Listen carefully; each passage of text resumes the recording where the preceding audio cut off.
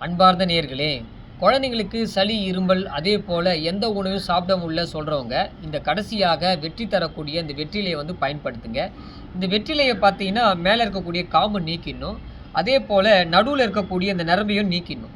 மத்த பகுதி இருக்கக்கூடிய அந்த இலைய நல்லா பிச்சுட்டு, இத நல்லா கசக்கி, நல்லா சாறு எடுத்து, அதனோட லேசான முறையில தேன் கலந்து, ஒரு 6 சொட்டு அளவு குழந்தைங்களுக்கு நம்ம உள்ளுக்கு தரும்பொழுது, குழந்தைங்களுக்கு இருக்கக்கூடிய அந்த கோழைக்கட்டும், அதே போல சளியும் மாறி, குழந்தைங்க நல்லா உணவு சாப்பிட ஆரம்பிப்பாங்க.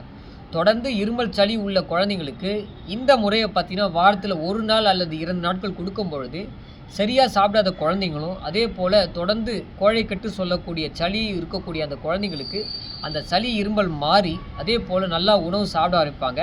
இந்த வெற்றி தரக்கூடிய வெற்றிலைய பயன்படுத்துங்க. நல்ல நன்மை பயக்கும். நன்றி, வணக்கம்.